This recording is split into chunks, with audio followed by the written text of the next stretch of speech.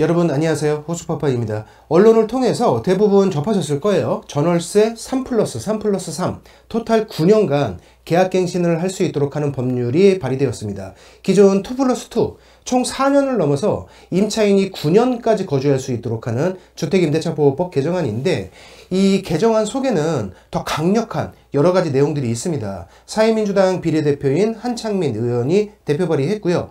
더불어민주당과 정의당, 조국혁신당 의원을 포함해서 법여권 의원 10명이 공동 발의한 법안입니다. 제안 이유를 보면요, 전세 사기와 보증금 미반환 문제가 계속 늘어나 전세 포비아라는 말까지 생겼다. 이 전세 포비아라는 것은 이제 전세를 좀 기피하는 현상을 말하는 거죠. 현행 주택임대차보호법은 이런 변화를 제대로 반영하지 못하고 있으며 법의 빈틈을 악용한 사기가 많아 전면적인 개편이 필요하다. 그러면서 주택임대차보호법상의 그 몇 가지 조항들을 임차인에게 유리하도록 개정한다는 내용들이 나오는데요. 과연 형평성에 맞고 실현 가능성이 있는 내용인지 중요 내용만 정리해 드릴 테니까 판단은 여러분이 해보시기 바랍니다.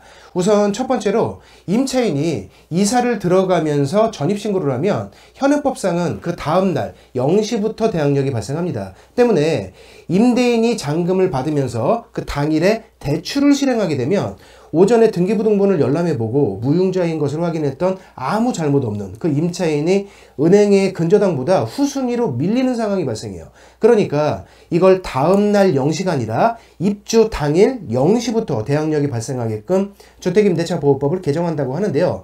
그렇게 되면 이게 정말 좋겠고 저도 그걸 바라지만 이건 현실적으로 만들 수가 없는 법조항이에요. 왜 그러냐면 임차인의 대항력에 관련된 규정이 만들어질 때 기존에 있는 물권자들이 선의의 피해를 받지 않는 선에서 제도를 만들어야 했습니다. 물권은 등기에 공시되고 임차인의 대항력은 공시되지 않기 때문이에요. 그래서 임차인의 대항력이 지금처럼 좀 반쪽짜리가 될 수밖에 없었던 것이고요. 이 포인트를 이해해야 돼요. 이 내용을 전혀 이해하지 못하고 법률을 만들게 되면 앞으로는 돈을 빌려주면서 근저당을 설정하는 채권자가 무조건 사기를 당할 수밖에 없게끔 역으로 바뀌는 겁니다. 이거는 이렇게 해결하는 것이 아니라 권리자가 어떤 부동산에 대해서 본인의 권리를 실시간 등록할 수 있도록 하고, 반대편에서는 실시간으로 그걸 서로 볼 수 있도록 시스템을 구축해서 그 시스템으로 막아야 하는 전세자기예요. 그냥 그럴듯하게 법률 한 줄 더 만든다고 해결되는 게 아닙니다.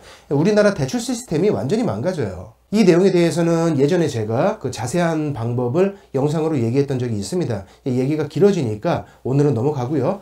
개정안 두 번째 내용은 임차인이 잔금을 지급하는 순간 임대인이 임차권 등기에 필요한 서류를 의무적으로 제출하게끔 한다는 건데요. 즉, 앞으로 모든 임대차 계약에서 임차권 등기를 의무화한다는 얘기입니다. 좋아요. 다 좋은데 등기 비용은 누가 내야 하나요? 임차인이 내야 한다면 법을 개정하는 취지와 맞지 않고요.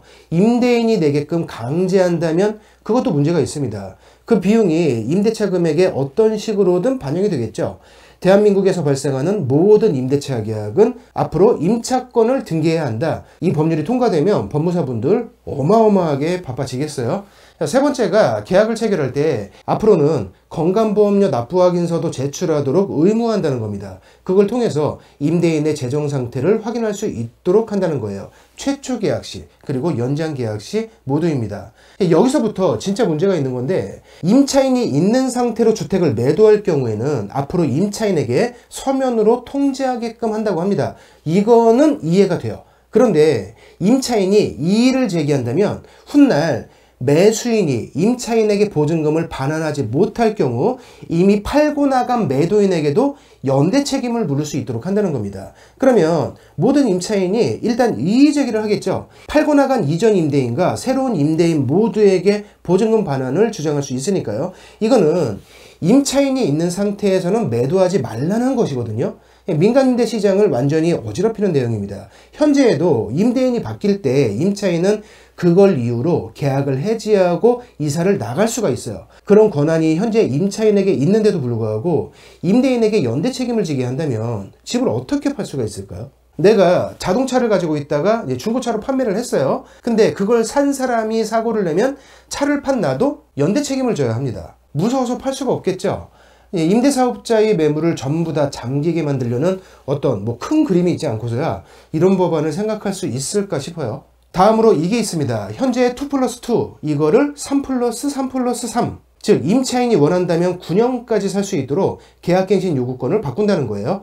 아니 그러면 등록임대주택 제도는 이제 없어지는 건가요? 임차인의 주거 안정이 중요한 것은 사실입니다. 그렇지만 임대인 측을 너무 과하게 제한하면서 임차인을 극도로 보호하는 것은 공공임대에서 해결할 부분이고요. 사유재산을 가지고 이렇게까지 하는 것은 좀 많이 과하다는 생각이 들거든요. 지난번 2+2 이걸로 바뀔 때에도 현장에서 가장 많이 다툼이 벌어졌던 것이 살고 있는 임차인 그리고 이제 내 집 마련을 하려는 임차인 이 두 부류 사이에서 가장 많은 다툼이 생겼어요. 실제로 가장 많이 피해를 봤던 사람들이 임차인으로 살다가 이제 내 집 마련을 하는 사람들이 매수하는 그 주택에 있는 임차인에게 밀려서 이 소송전이 엄청나게 벌어졌었단 말이에요. 그런 부작용은 차치하더라도 이 법안을 발의한 분들은 주택은 전부 다 공공재다 이런 인식이 있는 것 같은데요. 세금을 통해서 공공에서 해줘야 하는 몫이 있고 민간에서 해줘야 하는 몫이 있습니다.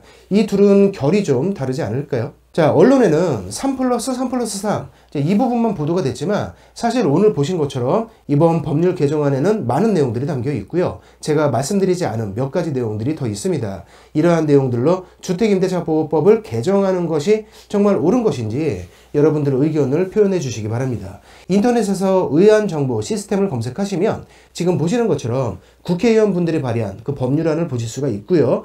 법률안 명에 주택임대차보호법이라고 검색하시면 굉장히 많은 개정안들이 올라와 있습니다. 이 중에서 의안번호 2213489 한창민 의원이 대표 발의한 법률 개정안이 오늘 보신 내용이에요. 법여건에서 추진하고 있는 개정안이기 때문에 여론이 좋으면 통과될 확률이 아주 높습니다. 한번 방문해서 원문을 살펴보시고요. 찬성 또는 반대 여러분의 여론을 좀 자유롭게 표현해 주시기 바랍니다. 오늘 영상은 여기서 마칠게요. 고맙습니다.